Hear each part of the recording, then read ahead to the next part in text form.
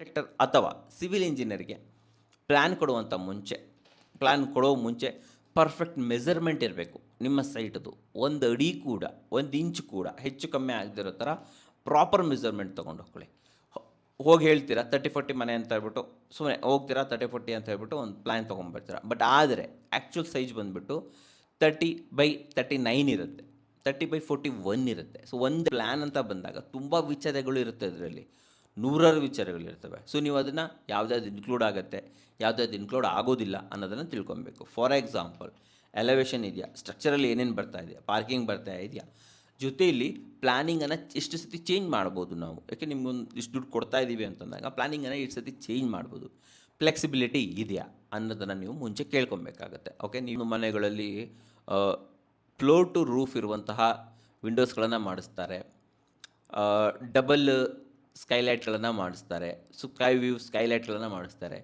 So ಅದೆಲ್ಲ ಎಲ್ಲೆಲ್ಲಿ ಬರಬೇಕು, ಮನೆಗೆ ನ್ಯಾಚುರಲ್ ಲೈಟ್ ಜಾಸ್ತಿ ಬರಬೇಕು. ಹೌದು ವೀಕ್ಷಕರೇ, ಸಂಜೆವರೆಗೆ ನಿಮ್ಮ ಮನೆಯಲ್ಲಿ ಕಡಿಮೆ ಲೈಟ್ಸ್ಗಳನ್ನು ನೀವು ಉರಿಸ್ಬೇಕು. ಆ ಥರ ಮನೇನ ಕಳಿಸ್ಬೇಕು. ಜೊತೆಯಲ್ಲಿ ಗಾಳಿ ತುಂಬ ಚೆನ್ನಾಗಿ ಬರಬೇಕು, ಏರ್ ಫ್ಲೋ ಚೆನ್ನಾಗಿರಬೇಕು. ಆ ಥರ ಮನೆಗಳನ್ನು ನೀವು ಕಳಿಸ್ಬೇಕಾಗುತ್ತೆ. ಸಮಸ್ತ ಕನ್ನಡಿಗರಿಗೆ ನಮಸ್ತೆ ಮಾಡ್ತಿರುವಂಥ ನಾನು ನಿಮ್ಮ ಕನ್ನಡಕೋರ ಬಂದಿನೊಂದು ಹೊಸ ವಿಡಿಯೋ ಜೊತೆ, ಒಂದು ಹೊಸ ಕನ್ಸ್ಟ್ರಕ್ಷನ್ ಇನ್ಫಾರ್ಮೇಷನ್ ಜೊತೆ. ವೀಕ್ಷಕರೇ, ನಮ್ಮ ಕನಸಿನ ಮನೆ ಕಟ್ಟಬೇಕು ಅಂತಂತಂದರೆ ನಾವು ಮುಂಚೆಯಿಂದನೂ ಕನಸು ಕಂಡಿರ್ತೀವಿ. ಬೇರೆ ಬೇರೆ ರೀತಿ ರೂಮ್ ಬೇಕು ನಮಗೆ, ಬೇರೆ ಬೇರೆ ರೀತಿ ಜಾಗ ಬೇಕು, ಅಳತೆ ಬೇಕು, ಅದು ಬೇಕು, ಇದು ಬೇಕು ಅಂತ ಹೇಳ್ಬಿಟ್ಟು. ಸೊ ಕೊನೆಗೆ ಯಾವಾಗ ನಾವು ಮನೆ ಎಕ್ಸಿಕ್ಯೂಟ್ ಆಗುತ್ತೆ, ಮನೆ ಮುಗಿದ ಮೇಲೆ ಅನಿಸುತ್ತೆ, ಅದೇ ಮಾಡಿಲ್ವಲ್ಲ ಗುರು, ಇದೇ ಮಾಡಿಲ್ವಲ್ಲ ಅನ್ನೋ ಕೆಲವೊಂದು ವಿಚಾರಗಳು ನಮಗೆ ಉಳ್ಕೊಂಡ್ಬಿಡುತ್ತೆ. ಇದು ಮಾಡಿಸ್ಬೇಕಾಗಿತ್ತು, ಅದು ಮಾಡಿಸ್ಬೇಕಾಗಿತ್ತು ಅನ್ನೋದೊಂದು ಲಾಸ್ಟಲ್ಲಿ ಉಳ್ಕೊಂಡ್ಬಿಡುತ್ತೆ. ಬಟ್ ಇದೆಲ್ಲ ಆಗಬಾರ್ದು ಅಂತಂತಂದರೆ ನೀವು ಪ್ಲಾನ್ ಮಾಡಬೇಕಾಗತ್ತೆ. ಯಾವಾಗ ನೀವು ಒಂದು ಮನೆ ಪ್ಲ್ಯಾನನ್ನು ಮಾಡ್ತೀರಾ, ಅದಕ್ಕಿಂತ ಮುಂಚೆ ಅನೇಕ ವಿಚಾರಗಳ ಬಗ್ಗೆ ನೀವು ನಿಮ್ಮ ಫ್ಯಾಮಿಲಿ ಕೂತ್ಕೊಂಡು ಡಿಸ್ಕಸ್ ಮಾಡಬೇಕಾಗುತ್ತೆ ವೀಕ್ಷಕರೇ. ಅದೇನೇನು ಡಿಸ್ಕಸ್ ಮಾಡಬೇಕು, ಏನು ಕತೆ, ಇಂದಿನ ವೀಡಿಯೋದಲ್ಲಿ ತಿಳಿಸ್ಕೊಡ್ತೀನಿ. ದಯವಿಟ್ಟು ಈ ವಿಡಿಯೋನ ನೀವೇನಾದರೂ ಪೂರ್ತಿಯಾಗಿ ನೋಡಿದ್ರೆ ನೀವು ನಾಳೆ ದಿನ ಮನೆ ಕಟ್ಟಾದ್ಮೇಲೆ ಇಡೋದೇ ಇಲ್ಲ, ಯಾವುದು ಬಿಟ್ಟೋಯ್ತು ಅನ್ನೋ ಸೀನೇ ಬರೋದಿಲ್ಲ ವೀಕ್ಷಕರೇ. ಅಷ್ಟೊಂದು ಮಾಹಿತಿಯನ್ನು ಇವತ್ತು ನಾನು ಇಲ್ಲಿ ನಿಮಗೋಸ್ಕರ ತಂದಿದ್ದೀನಿ ಅಂತ ಹೇಳ್ಬೋದು. ಇಷ್ಟೊಂದು ವಿಚಾರ ನಿಮ್ಗೆ ಬೇರೆ ಕಡೆ ಎಲ್ಲೂ ಸಿಗೋಲ್ಲ ವೀಕ್ಷಕರೇ. ದಯವಿಟ್ಟು ನಿಮಗೋಸ್ಕರ ಇಷ್ಟೊಂದು ವಿಚಾರ ತಂದಿದ್ದೀನಿ ತಾನೇ, ವಿಡಿಯೋ ಶೇರ್ ಮಾಡೋದನ್ನು ಮರಿಬೇಡಿ. ಸಬ್ಸ್ಕ್ರೈಬ್ ಮಾಡ್ತಿರೋ ಬಿಡ್ತಿರೋ ನಿಮಗೆ ಬಿಟ್ಟಿರೋದು, ನಿಮ್ಮ ಇಷ್ಟ. ಆದರೆ ಶೇರ್ ಮಾಡೋದು ಮಾತ್ರ ದಯವಿಟ್ಟು ಮರಿಬೇಡಿ ವೀಕ್ಷಕರೇ, ಇದು ನನ್ನ ರಿಕ್ವೆಸ್ಟ್. ಸೊ ಮೊದಲನೇದಾಗಿ ಬರ್ತಾ ಇರುವಂಥದ್ದು, ಯಾಕೆ ಒಂದು ಪ್ಲ್ಯಾನ್ ಬೇಕಾಗತ್ತೆ, ಮನೆಗೆ ಒಂದು ಪ್ಲ್ಯಾನ್ ಯಾಕೆ ಬೇಕು ಅಂತಂತಂದರೆ, ಒಂದು ಜಾಗ ಅಂತ ಇರುತ್ತಲ್ವ, ಒಂದು ಜಾಗ ಇರುತ್ತಲ್ವ, ಕೆಲವೊಂದು ಸತಿ ಒಂದೇ ರೀತಿ ಇರೋದಿಲ್ಲ, ಸ್ಕ್ವೇರ್ ಆಗಿರೋದಿಲ್ಲ. ಆಡ್ ಸೈಟ್ಗಳಿರ್ತವೆ, ಸ್ವಲ್ಪ ನ್ಯಾರೋ ಸೈಟ್ಸ್ಗಳಿರ್ತವೆ. ಸೊ ಸರಿಯಾದ ಜಾಗದಲ್ಲಿ ಸರಿಯಾದ ರೀತಿಯಲ್ಲಿ ಮನೆ ಕಟ್ಟಬೇಕು ಅಂತಂತಂದರೆ ನಿಮಗೆ ಒಂದು ಪ್ಲ್ಯಾನ್ ಅಂತೂ ಬೇಕೇ ಬೇಕು ವೀಕ್ಷಕರು. ಪ್ಲ್ಯಾನ್ ಮಾಡ್ಕೊಳ್ಳೇಬೇಕು. ಸುಮ್ಮನೆ ಹಂಗೆ ಕಟ್ಬಿಡೋಣ ಅನ್ನೋ ಸೀನ್ ಇಲ್ಲ. ರಫ್ ಪ್ಲ್ಯಾನಲ್ಲಿ ಕೈಯಲ್ಲೇ ರಫ್ ಪ್ಲ್ಯಾನ್ ಹಾಕ್ತೀವಿ, ಇಲ್ಲ ವೀಕ್ಷಕರೇ. ಒಂದು ಜಾಗವನ್ನು ಕರೆಕ್ಟಾಗಿ ಯುಟಿಲೈಸ್ ಮಾಡಬೇಕು. ಯುಟಿಲೈಸೇಷನ್, ಎಲ್ಲೂ ಜಾಗ ವೇಸ್ಟ್ ಆಗಬಾರ್ದು ಅಂದರೆ ಒಂದು ಒಳ್ಳೆ ಪ್ಲ್ಯಾನ್ ಬೇಕಾಗುತ್ತೆ. ಜೊತೆಯಲ್ಲಿ ಪ್ಲ್ಯಾನನ್ನು ಯಾರ ಹತ್ರ ಮಾಡಿಸ್ಬೇಕು, ಆರ್ಕಿಟೆಕ್ಟ್ ಹತ್ರ ಮಾಡಿಸ್ಬೇಕಾ, ಸಿವಿಲ್ ಇಂಜಿನಿಯರ್ ಹತ್ರ ಮಾಡಿಸ್ಬೇಕಾ, ಕಾಂಟ್ರಾಕ್ಟ್ ಹತ್ರ ಮಾಡಿಸ್ಬೇಕಾ. ವೀಕ್ಷಕರೇ, ಪ್ಲ್ಯಾನನ್ನು ನೀವು ಆರ್ಕಿಟೆಕ್ಟರ್ ಅಥವಾ ಸಿವಿಲ್ ಇಂಜಿನಿಯರ್ ಹತ್ರ ಮಾಡಿಸ್ಬೋದು. ಸಿವಿಲ್ ಇಂಜಿನಿಯರ್ ಹತ್ರ ಮಾಡಿಸಿದ್ರೆ ಅವ್ರ ಜೊತೆಯಲ್ಲಿ ನಿಮಗೆ ಕನ್ಸ್ಟ್ರಕ್ಷನನ್ನು ಮಾಡಿಕೊಡ್ತಾರೆ. ಆರ್ಕಿಟೆಕ್ಟ್ ಹತ್ರ ಮಾಡಿಸಿದ್ರೆ ಅವರು ಓನ್ಲಿ ಪ್ಲ್ಯಾನನ್ನು ಮಾತ್ರ ಇಲ್ಲಿ ಮಾಡಿಕೊಡ್ತಾರೆ ವೀಕ್ಷಕರು. ಬಟ್ ಕಾಂಟ್ರಾಕ್ಟ್ ಹತ್ರ ಒಂದು ಸಿವಿಲ್ ಇಂಜಿನಿಯರ್ ಇದ್ದಾರೆ ಅಂತಂದರೆ ಡೆಫಿನೆಟ್ಲಿ ಆವಾಗ ನೀವು ಇಲ್ಲಿ ಮಾಡಿಸ್ಕೋಬೋದು. ಜೊತೆಯಲ್ಲಿ ಆರ್ಕಿಟೆಕ್ಟರ್ ಇರ್ತಾರೆ ಗೊತ್ತಾ, ಆರ್ಕಿಟೆಕ್ಟರ್ಗೆ ಆಲ್ಮೋಸ್ಟ್ ಪ್ರತಿಯೊಂದು ವಿಚಾರಗಳು ಕೂಡ ಗೊತ್ತಿರುತ್ತೆ, ಕಂಪ್ಲೀಟ್ ನಾಲೆಜ್ ಇರುತ್ತೆ. ಸೊ ಆದ್ದರಿಂದ ಅಂಕದಿಂದ ಬಂದ್ರೇ ತೀರ್ತಾರೆ ಅಂತ ಹೇಳ್ತಾರಲ್ಲ, ಸೊ ಅದೇ ರೀತಿ ಆರ್ಕಿಟೆಕ್ಟರಿಂದ ಪ್ಲ್ಯಾನ್ ಬಂದ್ರೇ ಸರಿ ವೀಕ್ಷಕರೇ. ಸೊ ತುಂಬ ವಿಚಾರಗಳಿದೆ, ಒಂದು 10-15 ಪಾಯಿಂಟ್ ಇದೆ, 15 ಪಾಯಿಂಟ್ಸ್ಗಳಿದೆ. ಪ್ರತಿಯೊಂದನ್ನು ಕೂಡ 1 by 1 ಹೇಳ್ತಾ ಹೋಗ್ತೀನಿ. ದಯವಿಟ್ಟು ಇದನ್ನು ನೋಟ್ ಮಾಡ್ಕೊಳ್ಳಿ ವೀಕ್ಷಕರೇ, ಯಾಕಂದರೆ ತುಂಬ ಇಂಪಾರ್ಟೆಂಟ್ ಆಗಿರುವಂಥದ್ದು. ನಿಮ್ಮ ಮನೆ ಕಟ್ಟಿದಾಗ ಇದನ್ನೆಲ್ಲ ನೀವೇನಾದರೂ ನೋಟ್ ಮಾಡಿ ಇಟ್ಕೊಂಡ್ರೆ ಯಾವುದೇ ಕಾರಣಕ್ಕೂ ಮಿಸ್ಟೇಕ್ಸ್ ಆಗೋದಿಲ್ಲ. Number 1, proper plot measurement providing. ನೀವು ಆರ್ಕಿಟೆಕ್ಟರ್ ಅಥವಾ ಸಿವಿಲ್ ಇಂಜಿನಿಯರ್ಗೆ ಪ್ಲ್ಯಾನ್ ಕೊಡೋ ಮುಂಚೆ ಪರ್ಫೆಕ್ಟ್ ಮೆಜರ್ಮೆಂಟ್ ಇರಬೇಕು. ನಿಮ್ಮ ಸೈಟದು 1 ಅಡಿ ಕೂಡ 1 ಇಂಚ್ ಕೂಡ ಹೆಚ್ಚು ಕಮ್ಮಿ ಆಗದಿರೋ ಥರ ಪ್ರಾಪರ್ ಮೆಜರ್ಮೆಂಟ್ ತೊಗೊಂಡು ಹೋಗ್ಕೊಳ್ಳಿ. ಹೋಗಿ ಹೇಳ್ತೀರಾ 30-40 ಮನೆ ಅಂತ ಹೇಳ್ಬಿಟ್ಟು ಸುಮ್ಮನೆ ಹೋಗ್ತೀರಾ 30-40 ಅಂತ ಹೇಳ್ಬಿಟ್ಟು ಒಂದು ಪ್ಲ್ಯಾನ್ ತೊಗೊಂಡ್ಬರ್ತೀರಾ. ಬಟ್ ಆದರೆ ಆ್ಯಕ್ಚುಲ್ ಸೈಜ್ ಬಂದುಬಿಟ್ಟು 30/39 ಇರುತ್ತೆ, 30/41 ಇರುತ್ತೆ. ಸೊ 1 ಅಡಿ ಹೆಚ್ಚು ಕಮ್ಮಿ ಕೂಡ ಇರಬಾರ್ದು. ಸೊ ಫಸ್ಟು ನೀವು ಅಳತೆ ಮಾಡ್ಕೊಳ್ಳಿ. ಇಲ್ಲ ಅಂತಂದರೆ ಆರ್ಕಿಟೆಕ್ಟರ್ ಹತ್ರ ರಿಕ್ವೆಸ್ಟ್ ಮಾಡಿ ಅಳತೆ ಮಾಡಿಸಿ. ಯೂಶ್ವಲಿ ಆರ್ಕಿಟೆಕ್ಟರೆಲ್ಲ ಅಳತೆ ಮಾಡೋಕ್ಕೆ ಬರೋದಿಲ್ಲ, ನಿಮ್ಮದು ಇದನ್ನು ಜಾಗನೆಲ್ಲ ಅಳತೆ ಮಾಡೋಕ್ಕೆ ಬರೋಲ್ಲ. ಯಾಕಂತಂದರೆ ನೀವೇನು ಅವ್ರಿಗೆ ಕನ್ಸ್ಟ್ರಕ್ಷನ್ ಕೊಡ್ತಾ ಇರೋದಿಲ್ಲ, ಪ್ಲ್ಯಾನ್ ಮಾತ್ರ ತೊಗೊತಾ ಇರ್ತೀರ. ಆದ್ದರಿಂದ ಸೊ ಆರ್ಕಿಟೆಕ್ಟರ್ಗೆ ನೀವೇ ಅಳತೆ ಮಾಡಿ ಕೊಡಬೇಕಾಗತ್ತೆ. ಸೊ ದಯವಿಟ್ಟು ಪ್ರಾಪರ್ ಇದನ್ನು ತೊಗೊಂಡು, ಟೇಪ್ಗಳನ್ನು ತೊಗೊಂಡು ಸರಿಯಾದ ಮೆಜರ್ಮೆಂಟನ್ನು ತೆಗೆದುಕೊಳ್ಳೋದು ತುಂಬ ಇಂಪಾರ್ಟೆಂಟ್ ಆಗುತ್ತೆ ವೀಕ್ಷಕರೇ. ಇದು ಮೇನ್ ಪಾಯಿಂಟ್ ಇದು. ಎರಡನೇದಾಗಿ ಬರ್ತಾ ಇರುವಂಥದ್ದು ವಾಸ್ತು. ಯಾರ್ಯಾರು ವಾಸ್ತುನ ನಂಬುತ್ತೀರಾ, ಯಾರ್ಯಾರು ವಾಸ್ತು ಪ್ರಕಾರ ಮನೆ ಕಟ್ಟಬೇಕು ಅಂದ್ಕೊತೀರಾ, ಅವರು ವಾಸ್ತು ಕಂಪ್ಲೈಂಡ್ ಆಗಿರುವಂತಹ ಪ್ಲ್ಯಾನ್ಗಳನ್ನು ಮಾಡಿಸಿ ವೀಕ್ಷಕರೇ. ಓಕೆ, ಸೊ ಔಟ್ ಸೈಟ್ಗಳಲ್ಲಿ ಕಂಪ್ಲೀಟ್ ವಾಸ್ತು ಮಾಡಿಸೋದಂತೂ ಭಾಳ ಕಷ್ಟದ ವಿಚಾರ. ಯಾಕಂತಂದರೆ ಇಲ್ಲಿ ಜಾಗ ವೇಸ್ಟ್ ಆಗುತ್ತೆ. ಸೊ ಆದ್ದರಿಂದ ನೀವು ನೋಡಿ ಮಾಡಬೇಕಾಗತ್ತೆ. ನಮಗೆ ಜಾಗ ಬೇಕೋ ವಾಸ್ತು ಬೇಕೋ ಅನ್ನೋದ ಮೇಲೆ ಡಿಪೆಂಡ್ ಆಗುತ್ತೆ. ಯಾಕಂದರೆ ವಾಸ್ತು ಪ್ರಕಾರ ಹೋಗಬೇಕು ಅಂತಂತಂದರೆ ಜಾಗ ವೇಸ್ಟ್ ಆಗೋ ಸಾಧ್ಯತೆಗಳಿರ್ತವೆ. ಬಟ್ ಪರವಾಗಿಲ್ಲ, ವಾಸ್ತು ಬೇಕೇ ಬೇಕು ಅನ್ನೋರು ವಾಸ್ತು ಪ್ರಕಾರ ಮಾಡಬೇಕಾಗತ್ತೆ. ಓಕೆ, ಆರ್ಕಿಟೆಕ್ಟ್ರಿಗೆ ಮುಂಚೆನೇ ಹೇಳ್ಬೇಕು ನೀವು, ನಮಗೆ ವಾಸ್ತು ಬೇಕೇ ಬೇಕು 100% ಅನ್ನೋದನ್ನು ಮೆನ್ಷನ್ ಮಾಡಬೇಕಾಗುತ್ತೆ ನೀವು. ನೆಕ್ಸ್ಟ್ ಬರ್ತಾ ಇರುವಂಥದ್ದು ಫ್ಲಾಟ್ ಫೇಸಿಂಗ್ ಮತ್ತು ಡೈರೆಕ್ಷನ್.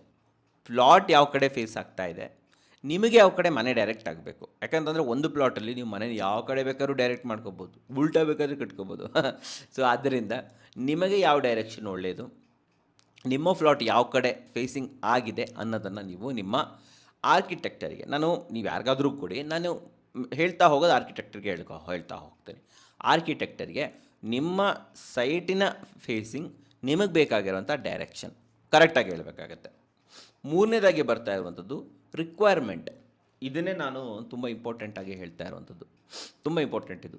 ಫ್ಯಾಮಿಲಿಯವರು ಕುತ್ಕೊಂಡು, ನೀವೆಲ್ಲರೂ ಕುತ್ಕೊಂಡು ಡಿಸೈಡ್ ಮಾಡಬೇಕು. ಏನು ಡಿಸೈಡ್ ಮಾಡಬೇಕು, ಎಷ್ಟು ರೂಮ್ ಬೇಕು, ರೂಮನ ಸೈಜ್ ಯಾವುದಿರಬೇಕು.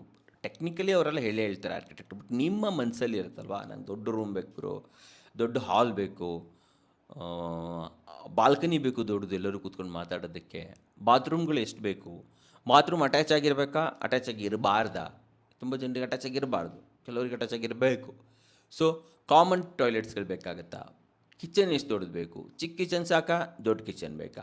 ಸೊ ಪ್ರತಿಯೊಂದನ್ನು ಕೂಡ ರಿಕ್ವೈರ್ಮೆಂಟನ್ನು ತುಂಬ ಇಂಪಾರ್ಟೆಂಟ್ ವೀಕ್ಷಕರೇ. ನೀವೆಲ್ಲ ಫ್ಯಾಮಿಲಿಯವರು, ಯಾರೋ ಒಬ್ಬರಲ್ಲ, ಹೆಡ್ ಆಫ್ ದ ಫ್ಯಾಮಿಲಿ ಅಲ್ಲ, ಎಲ್ಲರೂ ಕೂತ್ಕೊಂಡು ಮಾತಾಡಿ. ಓಕೆ, ಸೊ ಎಲ್ಲರೂ ಕೂತ್ಕೊಂಡು ಮಾತಾಡಿಬಿಟ್ಟು ನೀವು ಡಿಸೈಡ್ ಮಾಡಬೇಕಾಗತ್ತೆ. ಎಸ್ಪೆಷಲಿ ಓಲ್ಡ್ ಏಜ್ ಪರ್ಸನ್, ಮನೇಲಿ ಓಲ್ಡ್ ಏಜ್ ಪರ್ಸನ್ಸ್ ಇದ್ದರೆ ನೀವು ಅವರಿಗೆ ಗ್ರೌಂಡ್ ಫ್ಲೋರಲ್ಲಿ ಒಂದು ರೂಮನ್ನು ಕೊಡಬೇಕಾಗತ್ತೆ. ಅವ್ರ ಕೈಲಿ ಹತ್ತೋಕೆ ಆಗೋದೇ ಇಲ್ಲ. ಹೌದು ವೀಕ್ಷಕರೇ, ನಾಳೆ ದಿನ ತೊಂದರೆ ಆಗುತ್ತೆ. ಮಾಮೂಲಿ ಹಾಲಲ್ಲಿ ಒಂದು ಬೆಡ್ ಹಾಕಬೇಕಾಗತ್ತೆ. ಅದರ ಬದಲು ಅವ್ರಿಗೋಸ್ಕರ ಒಂದು ರೂಮ್ ಮಾಡಬೇಕಂತಂದರೆ ಗ್ರೌಂಡ್ ಫ್ಲೋರಲ್ಲಿ ಒಂದು ರೂಮ್ ಬೇಕೇ ಬೇಕಾಗುತ್ತೆ. ಚಿಕ್ಕದಾದರೂ ಮಾಡಿ ಒಂದು ರೂಮ್ ಬೇಕೇ ಬೇಕು. ಇದಾಯಿತು. ನೆಕ್ಸ್ಟ್ ಬರ್ತಾ ಇರೋಂಥದ್ದು work details and payment details. ಅಂದರೆ what are included and what are excluded. ಒಂದು ಪ್ಲ್ಯಾನ್ ಅಂತ ಬಂದಾಗ ತುಂಬ ವಿಚಾರಗಳು ಇರುತ್ತೆ, ಇದರಲ್ಲಿ ನೂರಾರು ವಿಚಾರಗಳಿರ್ತವೆ. ಸೊ ನೀವು ಅದನ್ನು ಯಾವುದಾದ್ರು ಇನ್ಕ್ಲೂಡ್ ಆಗುತ್ತೆ, ಯಾವುದಾದ್ರು ಇನ್ಕ್ಲೂಡ್ ಆಗೋದಿಲ್ಲ ಅನ್ನೋದನ್ನು ತಿಳ್ಕೊಬೇಕು. ಫಾರ್ ಎಕ್ಸಾಂಪಲ್, ಎಲಿವೇಷನ್ ಇದೆಯಾ, ಸ್ಟ್ರಕ್ಚರಲ್ಲಿ ಏನೇನು ಬರ್ತಾ ಇದೆಯಾ, ಪಾರ್ಕಿಂಗ್ ಬರ್ತಾ ಇದೆಯಾ, ಜೊತೆಯಲ್ಲಿ ಪ್ಲ್ಯಾನಿಂಗನ್ನು ಇಷ್ಟು ಸತಿ ಚೇಂಜ್ ಮಾಡ್ಬೋದು ನಾವು. ಯಾಕೆ ನಿಮ್ಗೊಂದು ಇಷ್ಟು ದುಡ್ಡು ಕೊಡ್ತಾ ಇದ್ದೀವಿ ಅಂತಂದಾಗ ಪ್ಲ್ಯಾನಿಂಗನ್ನು ಇಷ್ಟು ಸತಿ ಚೇಂಜ್ ಮಾಡ್ಬೋದು. ಫ್ಲೆಕ್ಸಿಬಿಲಿಟಿ ಇದೆಯಾ ಅನ್ನೋದನ್ನು ನೀವು ಮುಂಚೆ ಕೇಳ್ಕೊಬೇಕಾಗತ್ತೆ. ಓಕೆ, ನೀವೇನೋ ಪ್ಲ್ಯಾನ್ ಮಾಡಿಸ್ತೀರಾ, ನಾಳೆ ದಿನ ಅವ್ರು ಕರೆಕ್ಷನ್ನೇ ಮಾಡಿಕೊಡಲ್ಲ ಅಂದರೆ ಹೆಂಗೆ ಅಲ್ವಾ. ಸೊ ಆದ್ದರಿಂದ ಅದೊಂದು ತುಂಬ ಇಂಪಾರ್ಟೆಂಟ್ ಆಗುತ್ತೆ. ಜೊತೆಯಲ್ಲಿ ಪೇಮೆಂಟ್ ಟರ್ಮ್ಸ್, ಅಮೌಂಟ್ ಯಾವಾಗ ಕೊಡಬೇಕು, ಇವಾಗ ಎಷ್ಟು ಕೊಡಬೇಕು, ಕಂಪ್ಲೀಟ್ ಸ್ಟ್ರಕ್ಚರ್ ಡಿಸೈನ್ ಮುಗಿದಾಗ ಎಷ್ಟು ಕೊಡಬೇಕು, ಪ್ಲ್ಯಾನಿಂಗ್ ಸ್ಟ್ರಕ್ಚರ್ ಎಲ್ಲ ಬಂತಿದ್ರಲ್ಲಿ. ಸೊ ಎಲ್ಲ ಮುಗಿದಾಗ ಎಷ್ಟು ಕೊಡಬೇಕಾಗತ್ತೆ ಅನ್ನೋದು ತುಂಬ ಇಂಪಾರ್ಟೆಂಟ್ ಆಗುತ್ತೆ. ಜೊತೆಯಲ್ಲಿ ಕೆಲವೊಬ್ರು ಏನು ಮಾಡ್ತಾರೆ ಅಂತಂದರೆ ಇಂಟೀರಿಯರ್ ಡಿಸೈನ್ ಕೂಡ ಕೊಡ್ತಾರೆ. ಇಂಟೀರಿಯರ್ ಡಿಸೈನ್ ಪ್ಲ್ಯಾನ್ ಹೇಳ್ತಾ ಇದ್ದೀನಿ ನಾನು. ಸೊ ಇಂಟೀರಿಯರ್ ಸ್ಟ್ರಕ್ಚರ್ ಡಿಸೈನರೇ ಅವರೇ ಇಂಟೀರಿಯರ್ ಡಿಸೈನನ್ನು ಕೂಡ ಕೊಡ್ತಾರೆ. ಅದು ಕೂಡ ಸೇರ್ಕೊಂಡಿದೆಯಾ, ಬಂಡಲ್ ಮಾಡ್ಕೊಳ್ಳಿ. ಇದ್ರ ಜೊತೆ ಬಂಡಲ್ ಮಾಡ್ಕೊಂಡ್ಬಿಟ್ರೆ ನಿಮಗೆ ಸ್ವಲ್ಪ ಕಮ್ಮಿ ರೇಟಲ್ಲೇ ಮಾಡಿಕೊಟ್ಬಿಡ್ತಾರೆ. Interior design ತೊಗೊಂಡ್ಬಿಡ್ಬೋದು. ನಾನು ಕೇಳಿದ್ರೆ ತೊಗೊಂಡ್ಬಿಡ್ಲಿ ಬೆಸ್ಟು. ನೆಕ್ಸ್ಟ್ ಬರ್ತಾ ಇರುವಂಥದ್ದು ಬಜೆಟ್. ಭಾಳ ಇಂಪಾರ್ಟೆಂಟ್, ಇದು ಕೂಡ ಭಾಳ, ಎಲ್ಲದೂ ಇಂಪಾರ್ಟೆಂಟೇ.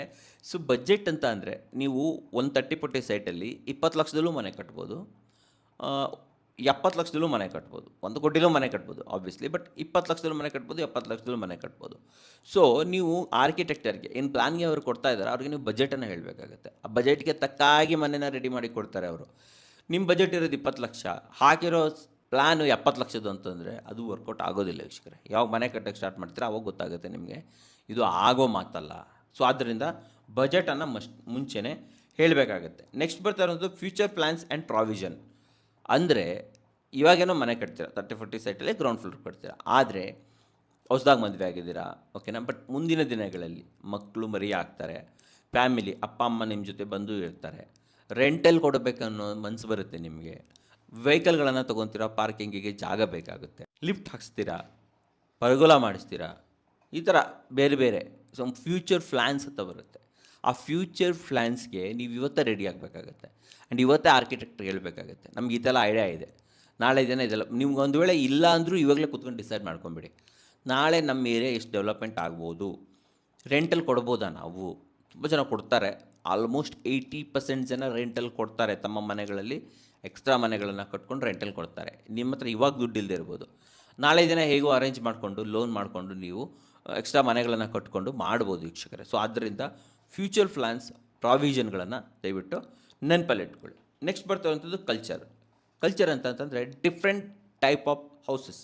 ಮನೆ ಅಂತ ಬಂದಾಗ ಕಾಮನ್ ಮನೆ ಒಂದೇ ಅಲ್ಲ, ಬೇರೆ ಬೇರೆ ರೀತಿ ಮನೆಗಳು ಬರ್ತವೆ. ಅಲ್ಟ್ರಾ ಲಕ್ಸುರಿ ಮನೆ ಬರುತ್ತೆ, ಕಂಟೆಂಪ್ರರಿ ಮನೆ ಬರುತ್ತೆ, ಕ್ಲಾಸಿಕ್ ಮನೆಗಳು ಬರ್ತವೆ, ತೊಟ್ಟಿ ಮನೆ ಬರುತ್ತೆ, ಕೇರಳ ಟೈಪ್ ಮನೆ ಬರುತ್ತೆ. ಸೊ ಮನೆಗಳಲ್ಲೂ ಅನೇಕ ವಿಧಗಳಿದೆ. ಸೊ ನಿಮಗೆ ಯಾವುದು ಬೇಕು? ಕ್ಯಾಶುವಲ್ ಮನೆ ಬೇಕಾ, ಫ್ಯೂಚರಿಸ್ಟಿಕ್ ಆಗಿರೋ ಮನೆ ಬೇಕಾ, ಇಲ್ಲ ಅಂತಂದರೆ ನಮ್ಮ ಕ್ಲಾಸಿಕ್ ಮನೆ ಬೇಕು, ತೊಟ್ಟಿ ಮನೆ ಬೇಕು, ಈ ಥರ ಮನೆ ಬೇಕಾ ಅನ್ನೋದನ್ನು ನೀವು ನಿಮ್ಮ ಆರ್ಕಿಟೆಕ್ಟರಿಗೆ ಹೇಳೋದು ತುಂಬ ಇಂಪಾರ್ಟೆಂಟ್ ಆಗುತ್ತೆ. ಒಂದು ವೇಳೆ ನಿಮ್ಮ ಮೈಂಡಲ್ಲಿ ಏನಾದರೂ ಬೇರೆ ರೀತಿ ಮನೆ ಕಟ್ಟಿಸ್ಬೇಕು ಅಂದರೆ ಅದಕ್ಕೆ ತಕ್ಕಾದಂಥ ಡಿಸೈನ್ಸ್ಗಳನ್ನು ಕೂಡ ಆರ್ಕಿಟೆಕ್ಟರ್ ಪ್ರೊವೈಡ್ ಮಾಡ್ತಾರೆ ವೀಕ್ಷಕರೇ. ಇದು ತುಂಬ ಇಂಪಾರ್ಟೆಂಟು.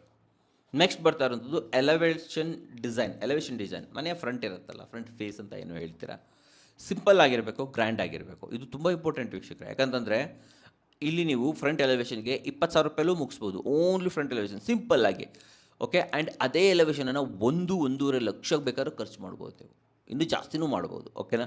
ಸೊ ಫೆಂಡರ್ ಮ್ಯಾಕ್ಸ್ ಬೋರ್ಡ್ಗಳನ್ನು ಯೂಸ್ ಮಾಡುವಂಥದ್ದು, ಟೈಲ್ಸನ್ನು ಯೂಸ್ ಮಾಡುವಂಥದ್ದು, ಕಂಪ್ಲೀಟಾಗಿ ನ್ಯಾಚುರಲ್ ಸ್ಟೋನನ್ನು ಯೂಸ್ ಮಾಡುವಂಥದ್ದು, ಅನೇಕ ವರ್ಕ್ಗಳನ್ನು ಮಾಡಿಸೋದ್ರ ಮೂಲಕ ನೀವು ಫ್ರಂಟ್ ಎಲಿವೇಷನನ್ನು ನೀವು ಬೇರೆ ಬೇರೆ ಡಿಸೈನ್ಸ್ಗಳನ್ನು ಕೊಡ್ಬೋದು.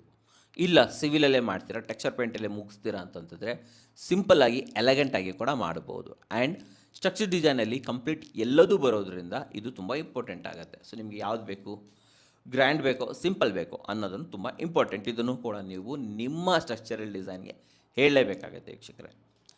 ಸೊ ನೆಕ್ಸ್ಟ್ ಬರ್ತಾ ಇರೋವಂಥದ್ದು proper ventilation and natural sunlight. Okay, so ಇದೆಲ್ಲರಿಗೂ ಬೇಕೇ ಬೇಕಾಗಿರುವಂಥದ್ದು. ಇದನ್ನು ಕೂಡ ತುಂಬ ಡಿಸ್ಕಸ್ ಮಾಡ್ಕೊಳ್ಳಿ. ಯಾಕಂತಂದರೆ ಎಷ್ಟು ವಿಂಡೋಸ್ಗಳು ಬೇಕು. ಸೊ ನಾನು ಚಾನಲಲ್ಲಿ ವಿಡಿಯೋಸ್ಗಳನ್ನು ಹಾಕ್ತಾ ಇರ್ತೀನಿ. ಕೆಲವೊಂದು ಮನೆಗಳಲ್ಲಿ ಫ್ಲೋರ್ ಟು ರೂಫ್ ಇರುವಂತಹ ವಿಂಡೋಸ್ಗಳನ್ನು ಮಾಡಿಸ್ತಾರೆ, ಡಬಲ್ ಸ್ಕೈಲೈಟ್ಗಳನ್ನು ಮಾಡಿಸ್ತಾರೆ, ಸ್ಕೈ ವ್ಯೂ ಸ್ಕೈಲೈಟ್ಗಳನ್ನು ಮಾಡಿಸ್ತಾರೆ. ಸೊ ಅದೆಲ್ಲ ಎಲ್ಲೆಲ್ಲಿ ಬರಬೇಕು, ಮನೆಗೆ ನ್ಯಾಚುರಲ್ ಲೈಟ್ ಜಾಸ್ತಿ ಬರಬೇಕು. ಹೌದು ವೀಕ್ಷಕರೇ, ಸಂಜೆವರೆಗೆ ನಿಮ್ಮ ಮನೆಯಲ್ಲಿ ಕಡಿಮೆ ಲೈಟ್ಸ್ಗಳನ್ನು ನೀವು ಉರಿಸ್ಬೇಕು. ಆ ಥರ ಮನೇನ ಕಟ್ಟಿಸ್ಬೇಕು. ಜೊತೆಯಲ್ಲಿ ಗಾಳಿ ತುಂಬ ಚೆನ್ನಾಗಿ ಬರಬೇಕು, ಏರ್ ಫ್ಲೋ ಚೆನ್ನಾಗಿರಬೇಕು. ಆ ಥರ ಮನೆಗಳನ್ನು ನೀವು ಕಟ್ಟಿಸ್ಬೇಕಾಗುತ್ತೆ. ಸೊ ಅದಕ್ಕೆ ಅಕಾರ್ಡಿಂಗ್ ಆಗಿ ಕ್ರಾಸ್ ವೆಂಟಿಲೇಷನನ್ನು ಮಾಡಿಸೋ ಮೂಲಕ ನೀವು ಇಲ್ಲಿ ಡಿಸೈನ್ಸನ್ನು ಮಾಡಬೇಕಾಗುತ್ತೆ. ಸೊ ಅದನ್ನು ಗಮನದಲ್ಲಿ ಇಟ್ಕೊಳ್ಳಿ. ಎಷ್ಟು ಲೈಟ್ ಬರುತ್ತೆ, ಬೆಳಕು ಎಲ್ಲಿ ಬರುತ್ತೆ ಅನ್ನೋದನ್ನು ಡಿಸ್ಕಸ್ ಮಾಡಬೇಕಾಗುತ್ತೆ. ಸುಮ್ಮನೆ ಮನೆ ಕಟ್ಟಿದ್ರೆ ಆಗಿಲ್ಲ. ಮನೆಯಲ್ಲಿ ಗಾಳಿ ಬೆಳಕು ತುಂಬ ಚೆನ್ನಾಗಿರಬೇಕು ವೀಕ್ಷಕರೇ. ಇಲ್ಲ ಅಂತಂತಂದರೆ ಡಬಲ್ ಪವರ್ ಬಿಲ್ಲನ್ನು ನೀವು ಕಟ್ಟಬೇಕಾಗತ್ತೆ. ಸೊ ನೆಕ್ಸ್ಟ್ ಬರ್ತಾರಂತೂ ಲೇಡೀಸ್ ರಿಕ್ವೈರ್ಮೆಂಟ್. ಒಂದು ಜಮಾನ ಇತ್ತು, ಮನೆಯ ಹೆಡ್ ಏನು ಹೇಳ್ತಾನೆ ಮುಗೀತು, ಯಜಮಾನ್ರು ಹೇಳಿದ್ರೆ ಆಗೋಯ್ತು, ಏನು ಬೇಕೋ ಅಲ್ಲ. ಇಲ್ಲ ವೀಕ್ಷಕರೇ, ಇವಾಗ ಜಮಾನ ಚೇಂಜ್ ಆಗಿದೆ. ಮಹಿಳೆಯರು ಇರ್ತಾರೆ ಮನೇಲಿ ಇರೋದೇ ಜಾಸ್ತಿ ಮಹಿಳೆಯರು. ಜೆಂಟ್ಸ್ ಎಲ್ಲಿರ್ತಾರೆ, ಹೊರಗಡೆ ಓಡಾಡ್ತಿರ್ತಾರೆ, ಸಂಜೆ ಬರೋದು ನಾವು ಅಲ್ವಾ. ಸೊ ಲೇಡೀಸ್ ರಿಕ್ವೈರ್ಮೆಂಟನ್ನು ತಿಳ್ಕೊಳ್ಳಿ. ಅವ್ರಿಗೆ ಎಷ್ಟು ಪೂಜಾ ರೂಮ್ ಬೇಕು. ನಾವು ಸುಮ್ಮನೆ 3x3 ಪೂಜಾ ರೂಮ್ ಸಾಕಲ್ಲ ನಿಮ್ಗೆ, ಯಾಕೆ ಅಂತ ಹೇಳ್ತೀವಿ. ಆದರೆ ಅಲ್ಲಿ ಸಾಮಾನುಗಳನ್ನು ಇಟ್ಕೊಂಡು ಪೂಜೆಗಳನ್ನು ಮಾಡಿ ಎಲ್ಲ ಮಾಡೋದಕ್ಕೆ ಭಾಳ ಕಷ್ಟ ಆಗುತ್ತೆ. ದೊಡ್ಡದಾದಂಥ ಪೂಜಾ ರೂಮ್ ಬೇಕಾಗುತ್ತೆ. ಕಿಚನ್ನು ಕೆಲವೊಬ್ಬರು ಚಿಕ್ಕದಾಗಿರ್ತಾರೆ, ಹೈಟ್ ಕಮ್ಮಿ ಇರ್ತಾರೆ. ಅವರಿಗೆ ಸ್ಟ್ಯಾಂಡರ್ಡ್ ಸೈಜ್ ಕಿಚನ್ ಮಾಡಿದ್ರೆ ಆಗೋದಿಲ್ಲ. ಆವಾಗ ಅವರಿಗೆ ಹೈಟ್ ಆಗುತ್ತೆ, ಕಷ್ಟ ಆಗುತ್ತೆ ಕೆಲಸ ಮಾಡೋದು. ಲಾಫ್ಟ್ಗಳು ತುಂಬ ಹೈಟ್ ಇದ್ದರೆ ತುಂಬ ಕಷ್ಟ ಆಗುತ್ತೆ. ಸೊ ಅವರಿಗೆ ತಕ್ಕಾದಂಥ, ಲೇಡೀಸ್ಗೆ ತಕ್ಕಾದಂತಹ ಮನೆ ಕಟ್ಟೋದು ತುಂಬ ಇಂಪಾರ್ಟೆಂಟು. ಸೊ ಆದ್ದರಿಂದ ನಿಮ್ಮ ಮನೆಯ ಮಹಿಳೆಯರಿಗೆ ಕೂರಿಸ್ಕೊಂಡು ಕೇಳಿ, ನಿನ್ಗೇನು ಬೇಕಮ್ಮ, ದೊಡ್ಡ ಕಿಚನ್ ಬೇಕಾ, ದೊಡ್ಡ ಇದು ಪೂಜಾ ರೂಮ್ ಬೇಕಾ, ಸ್ಟೋರ್ ರೂಮ್ ಬೇಕಾ ನಿಮಗೆ. ಸ್ಟೋರ್ ರೂಮ್ ತುಂಬ ಇಂಪಾರ್ಟೆಂಟು. ಒಂದು ಸ್ಟೋರ್ ರೂಮ್ ಮಾಡಿಕೊಡ್ಬೇಕು, ತುಂಬ ಒಳ್ಳೆಯದು. ಯುಟಿಲಿಟಿ ಯಾವ ಥರ ಇರಬೇಕು, ಪಾತ್ರೆ ತೊಳಿಬೇಕಾಗುತ್ತೆ. ಸೊ ಅವರ ರಿಕ್ವೈರ್ಮೆಂಟ್ ಕೇಳುವಂಥದ್ದು ತುಂಬ ಇಂಪಾರ್ಟೆಂಟು, ಗೊತ್ತಾಯ್ತಲ್ವಾ. ಸೊ ಅದರ ಜೊತೆಲಿ ಸೇಫ್ಟಿ ಅನ್ನೋದು ಕೂಡ ಬರುತ್ತೆ. ಹೌದು ವೀಕ್ಷಕರೇ, ಇದನ್ನೇ ಹಾಗೆ ಆ್ಯಡ್ ಮಾಡ್ತಾ ಇದ್ದೀನಿ. ಸೇಫ್ಟಿ, ಸೊ ಮನೆಯ ಸೇಫ್ಟಿ ತುಂಬ ಇಂಪಾರ್ಟೆಂಟ್ ಆಗುತ್ತೆ. ಸೊ ಯಾವ ರೀತಿಯಲ್ಲಿ ಡೋರ್ಗಳನ್ನು ನಾವು ಡಿಸೈನ್ ಮಾಡಬೇಕು, ಎಲ್ಲಿ ಎಂಟ್ರೆನ್ಸ್ ಇರಬೇಕು, ಎಲ್ಲಿ ಎಕ್ಸಿಟ್ಸ್ ಇರಬೇಕು, ಅಥವಾ ಡಬಲ್ ಎಕ್ಸಿಟ್ ಏನಾದರೂ ಬೇಕಾಗುತ್ತಾ, ಓಕೆ, ಎಲ್ಲಿ ಕವರೇಜ್ ಬೇಕು ನಮಗೆ, ಗ್ರಿಲ್ಗಳು ಬರಬೇಕು, ಅದನ್ನು ಕೂಡ ದಯವಿಟ್ಟು ಗಮನದಲ್ಲಿ ಇಟ್ಕೊಳ್ಳಿ. ಸೊ ನೆಕ್ಸ್ಟ್ ಬರ್ತಾ ಇರೋಂಥದ್ದು ಎಲೆಕ್ಟ್ರಿಕಲ್ ವರ್ಕ್ ಪ್ರೊವಿಷನ್. ಮಾಮೂಲಿ ಎಲೆಕ್ಟ್ರಿಕಲ್ ವರ್ಕ್ಸ್ ಎಲ್ಲ ಮಾಡ್ತೀರಾ, ಜೊತೆಯಲ್ಲಿ CCTVಗೆ, DTHಗೆ, ವೈಫೈಗೆ, AC ಗೆ, ವಿಡಿಯೋ ಡೋರ್ಬೆಲ್, ಇವೆಲ್ಲದಕ್ಕೂ ಕೂಡ ವೈರಿಂಗ್ ಪ್ರೊವಿಷನನ್ನು ಮಾಡಬೇಕಾಗತ್ತೆ. ಈ ಸ್ಟ್ರಕ್ಚರ್ ಡಿಸೈನಲ್ಲಿ ಸೆಟಪ್ ಡಿಸೈನ್ಸ್ ಬರುತ್ತೆ, ಅದರಲ್ಲಿ ಎಲೆಕ್ಟ್ರಿಕಲ್ ಡಿಸೈನ್ಸ್ ಕೂಡ ಬರುತ್ತೆ. ಬಟ್ ಎಲೆಕ್ಟ್ರಿಕಲ್ ಡಿಸೈನಲ್ಲಿ ಇವೆಲ್ಲವನ್ನು ನನಗೆ ಹೇಳಿದೆ ಅಲ್ವಾ, ಇನ್ನೊಂದ್ಸಲ ರಿಪೀಟ್ ಮಾಡ್ತೀನಿ. CCTV, DTH, wifi, AC, video doorbell ಇವುಗಳನ್ನು ಆ್ಯಡ್ ಮಾಡೋದನ್ನು ಮರಿಬೇಡಿ ವೀಕ್ಷಕರೇ. ಅದ್ರ ಜೊತೆಯಲ್ಲೇ ಪ್ಲಂಬಿಂಗ್ ವರ್ಕ್ ಪ್ರೊವಿಷನ್. ಹೌದು, ಪ್ಲಂಬಿಂಗಲ್ಲೂ ತುಂಬ ಬೇರೆ ಬೇರೆ ಡಿಫ್ರೆಂಟ್ ಇದು ಬೇಕಾಗುತ್ತೆ ನಮಗೆ ಈಗಿನ ಕಾಲದಲ್ಲಿ. ಲೈಕ್ ಪ್ರೆಷರ್ ವಾಷರ್ ಹಾಕೋದಕ್ಕೆ ಬೇಕಾಗುತ್ತೆ. ಆ್ಯಂಡ್ ಶವರ್ ಯೂನಿಟ್ ಬರ್ತಾ ಇದೆ, complete shower unit, vertical showering ಎಲ್ಲ ಬರುತ್ತೆ.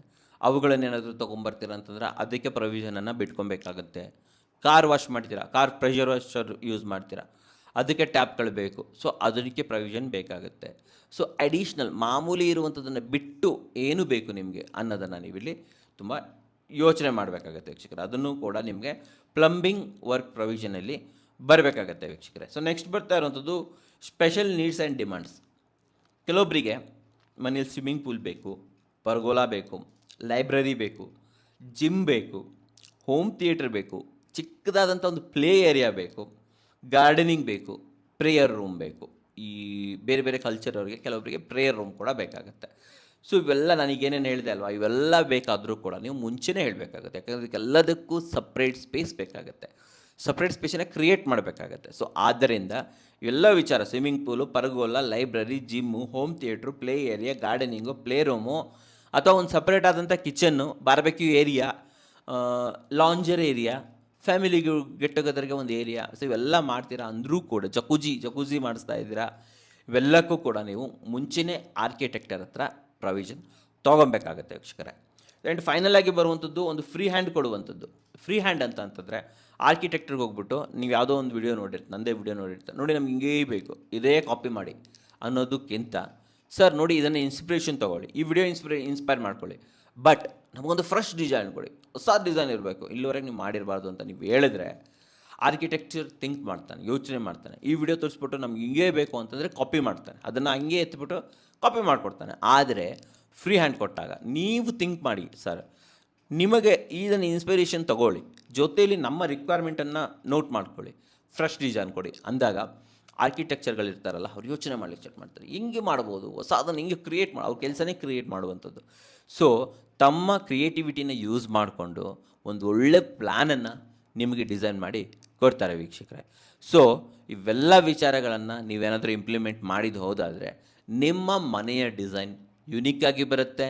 ನಾಳೆ ದಿನ ನೀವು ಯೋಚನೆ ಮಾಡಬೇಕಾಗಿಲ್ಲ ಇನ್ಕಂಪ್ಲೀಟ್ ಆಯಿತು ಅಂತ, ಕಂಪ್ಲೀಟ್ ಆದ ಮನೆಯನ್ನು ನೀವಿಲ್ಲಿ ಪಡ್ಕೊತೀರ ವೀಕ್ಷಕರೇ. ಸೊ ನೋಡಿದ್ರಲ್ಲ ಎಷ್ಟು ಉತ್ತಮವಾದ ವಿಡಿಯೋನ ತಂದಿದ್ದೀನಿ.